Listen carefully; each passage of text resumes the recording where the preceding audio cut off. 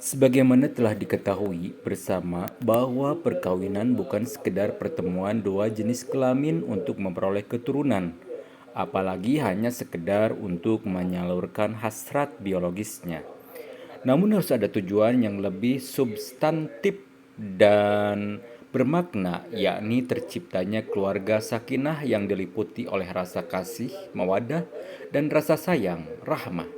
Seperti dalam firman-Nya, A'udzubillahi minasyaitonirrajim.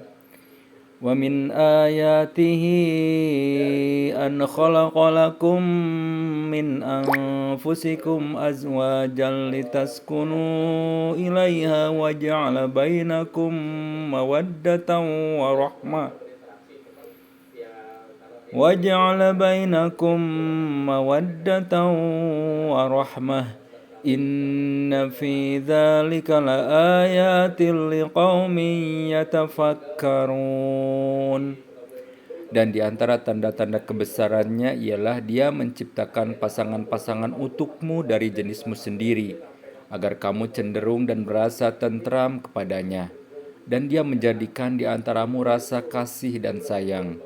Sungguh, pada yang demikian itu benar-benar terdapat tanda-tanda kebesaran Allah bagi kaum yang berfikir.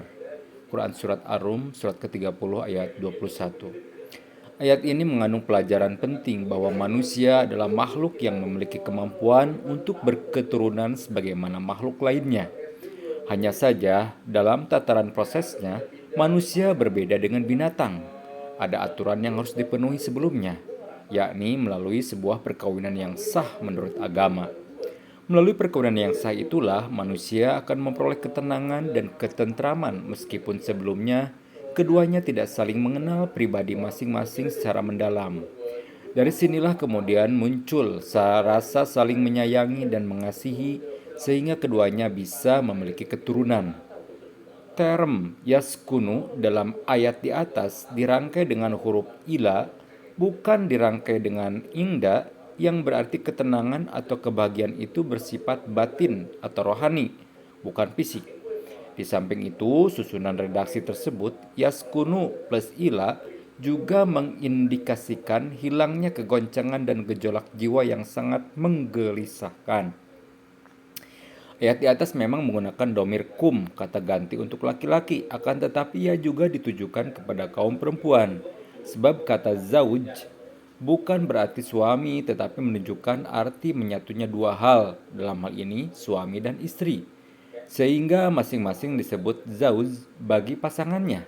Seorang perempuan akan disebut istri si fulan, begitu juga seorang laki-laki disebut suami si fulanah. Sakinah sebagai tujuan perkawinan tidak diungkapkan dengan kata benda isim, akan tetapi dengan bentuk kata kerja taskunu atau yaskunu yang menunjukkan arti hudus, kejadian baru, dan tajaddud, memperbaharui. Artinya, sakinah bukan sesuatu yang sudah jadi atau sekali jadi, namun ia harus diupayakan secara sungguh-sungguh, mujahadah, dan terus-menerus diperbaharui sebab ia bersifat dinamis yang senantiasa timbul tenggelam.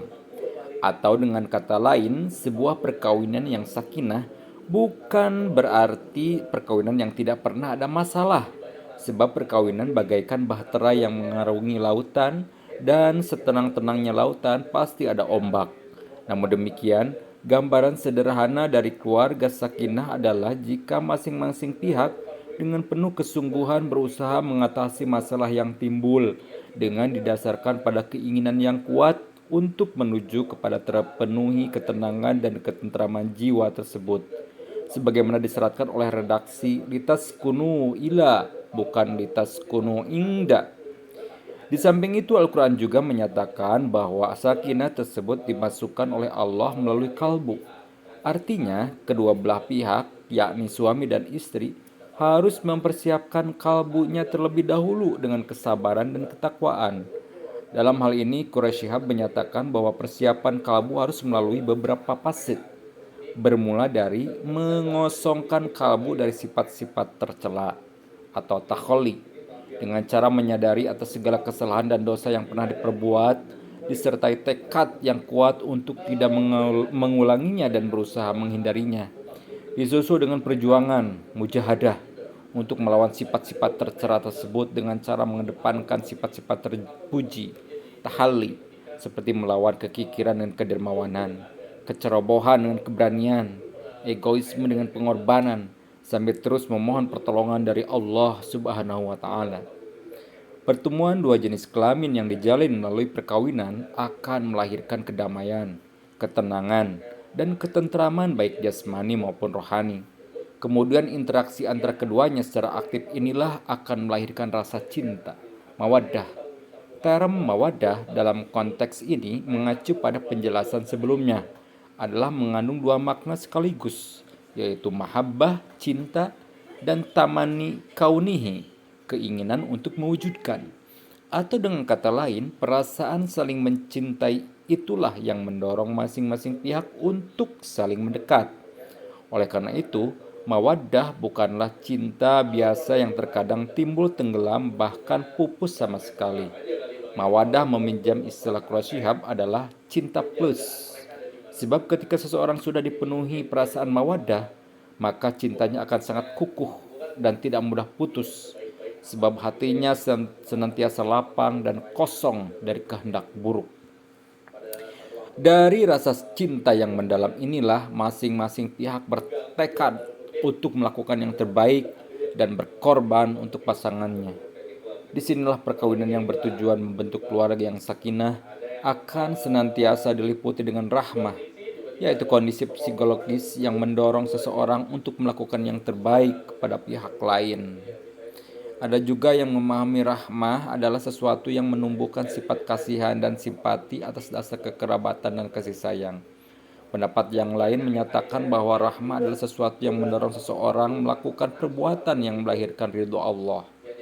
Dari beberapa penjelasan tersebut dapat disimpulkan bahwa sebuah perkawinan yang dirahmati, indikasinya adalah kedua belah pihak berusaha secara sungguh-sungguh mencintai dengan tulus terhadap pasangannya masing-masing, serta memperlakukan pasangannya dengan perlakuan yang baik, bahkan yang terbaik, serta keduanya berusaha melakukan hal-hal yang bisa mendatangkan ridho Allah. Ada juga yang memahami rahmah di sini berarti anak, sebab dengan kehadiran anak kehidupan rumah tangga akan semakin dinamis. Masing-masing pihak akan senantiasa terdorong untuk berbuat yang terbaik, terutama demi perkembangan anaknya. Namun begitu kandungan makna rahmah tetap lebih tinggi dari sekedar anak. Quraisy Shihab menggambarkan rahmah dalam kasus poligami misalnya, bahwa rahmat akan mampu meredam keinginan seorang suami untuk berpoligami ketika diketahui istrinya ternyata mandul atau tidak mampu memenuhi kebutuhan seksualnya, meskipun dibolehkan. Dengan rahmat ia akan berani berkorban demi cinta dan kasihnya kepada sang istri. Begitu juga bagi sang istri, ia sangat merasakan betapa pedihnya perasaan suaminya ketika keinginan dan kebutuhannya tidak terpenuhi. Maka dengan rahmat ia berani berkorban untuk mengizinkan suaminya meraih dambaan dan keinginannya itu. Disinilah cinta dan rahmat akan teruji. Hanya saja yang perlu ditegaskan di sini adalah bahwa mawadah dan rahmat tidak begitu saja bisa diperoleh setelah terlaksananya perkawinan. Akan tetapi yang benar adalah melalui perkawinan seseorang akan memperoleh mawadah dan rahmah sebagai landasan terciptanya keluarga yang sakinah. Dengan demikian, masing-masing pihak, suami istri, harus saling bantu-membantu dan dukung-mendukung demi terpenuhinya mawaddah dan rahmah tersebut. Sebagaimana yang bisa dipahami dari redaksi wa ja'ala bainakum mawaddata warahmah.